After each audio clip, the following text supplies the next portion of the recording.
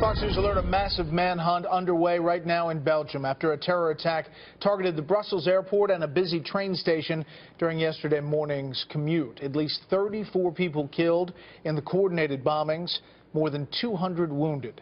Now ISIS is claiming responsibility for the carnage. Let's bring in Jillian Turner, former White House Security Council staff under President Bush and Obama, and a Fox News contributor, along with Sebastian Gorka, Major General Matthew C. Horner, Distinguished Chair of Military Theory at the Marine Corps University and the author of Defeating Jihad. Jillian, first to you. What exactly is going on now as they're trying to follow up on all of these threads in this investigation and trying to get what appears to be the third man in that photo that we saw from the airport? Well, right now there's a massive scramble, not just inside Belgium, but across the EU between law enforcement and the intelligence communities to try and coordinate in this search for the outstanding terrorist.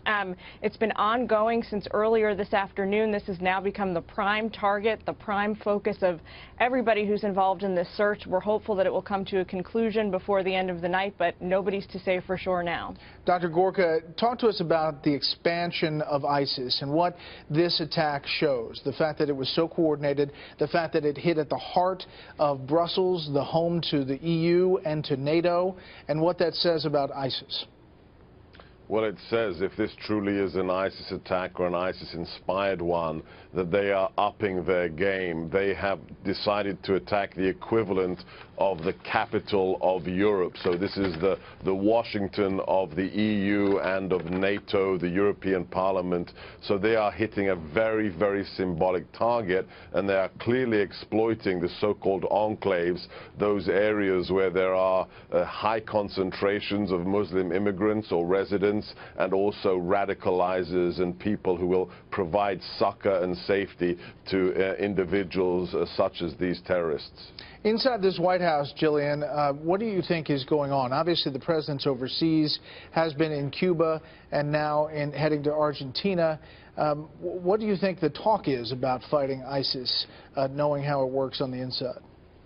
I think that the National Security Council is probably, convening emergency meetings virtually around the clock here in Washington. We heard earlier that the president has been receiving periodic briefings and updates on all the developments in Belgium today, which is reassuring to an American public that for most of today has been really struggling to understand the president's notable absence of comments and concerns so far on today's terrorist attack. We're really hoping that tomorrow he's going to issue at least a statement, perhaps make some more remarks on this issue.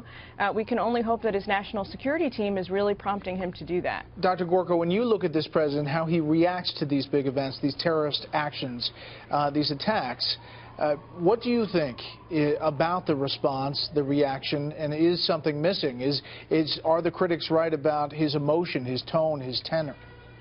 I think they are. I mean, I really hope that today would be different. He would use this as an opportunity to show some leadership, to show some spine and stand up to this threat. But yet again, he completely punted it. Less than a minute on the threat, then he got back to his socializing in the communist state of Cuba. So this is a real threat to America and our allies. We've had more than 90 individuals arrested or killed on U.S. soil linked to ISIS. This is not something that can be waved off or delayed. He should have come home. He should have reassured the Americans, but instead he's maintaining this narrative that we're winning and ISIS is contained.